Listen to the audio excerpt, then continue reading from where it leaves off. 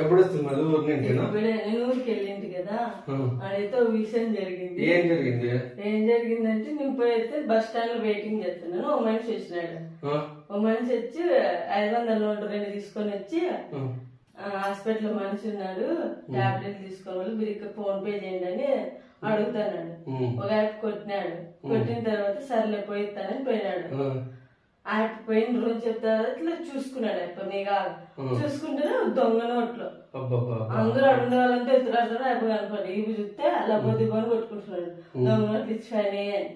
అందుకు నీకెందుకు చెప్తానంటే నువ్వు షాప్ లో కూర్చుంటావు కదా సెల్ పాయింట్ లో, అందుకు చూసుకుని జాగ్రత్తగా ఉండని చెప్తాను.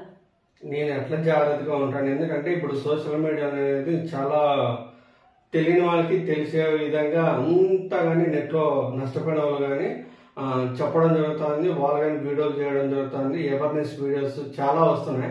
అయినా కానీ ఎందుకు మోసపోతున్నారో తెలిసిన సెంటిమెంట్ డైలాగ్ అతను ఎందుకు చెప్పాడు హాస్పిటల్లో ఉన్నాడంటేనే పాపం ఎవరిదైనా సమయమే కదా అని పాపము ఆ యొక్క ధర్మం కొద్ది అనేది అమౌంట్ పంపించాడు.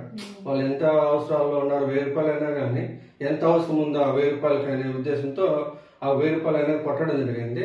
అలాంటి సెంటిమెంట్ డైలాగ్ ఉపయోగించి కానీ ఈ దేవస్థానాల దగ్గర కానీ హాస్పిటల్ దగ్గరైనా ఏటీఎంల దగ్గర ఇలా అట్లా బస్ స్టాండ్ల దగ్గర కానీ ఎక్కువ మోసాలు జరుగుతున్నాయి. ప్లీజ్ ఎవరైనా కానీ ఈరోజు జరిగినట్టుగానే చాలా విధాలుగా చాలా ప్రాంతాల్లో జరగడం జరుగుతుంది. డబ్బులు 500 నోట్లో టార్గెట్ చేయడం జరుగుతుంది. ఎక్కువగా రద్దీ హోటల్స్ ఎక్కువ దుబ్బే బండ్లు వాళ్ళ దగ్గర, ఎందుకంటే తింటాంటారు అట్టే ఇస్తాంటారు వాళ్ళు లెక్క సరంగా చేసుకోరు. 500 నోటు అన్నట్టు వాళ్ళు చిల్లర ఇస్తుంటారు. అలాంటి సాని రద్దీ షాపుల్లో కానీ మోసాలు జరుగుతున్నాయి. జాగ్రత్త అండి. డబ్బులు మోసపోతున్నారు. దొంగ నోట్లని విచ్చలవిడిగా పబ్లిసిటీ చేస్తున్నారు. దొంగ నోట్లని డబ్బుల నోట్లు మారుస్తున్నారు. ఎక్కువ దొంగ నోట్లు అనేది చేంజ్ అప్ చేస్తున్నారు.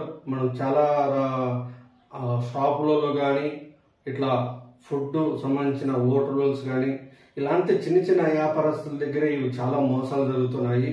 ఎక్కువగా సెంటిమెంట్కి ఎక్కడైతే మనం లోపడిపోతున్నామో అలాంటి ఇట్లా బస్ స్టాండ్లో కానీ బస్ స్టాండ్ దగ్గర కానీ మోసాలు జరుగుతున్నాయి. చాలా ఇలాంటి ఎవరు మోసపోకూడని ఉద్దేశంతోనే మేము ఈ వీడియో చేయడం జరిగింది. ప్లీజ్ ఫ్రెండ్స్ ఎవరు మోసపోకండి. Bye friends.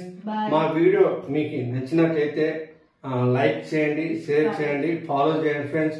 ఇలాంటి మంచి మంచి వీడియోస్ మేము ముందుకు తీసుకెళ్తుంటాము. బాయ్.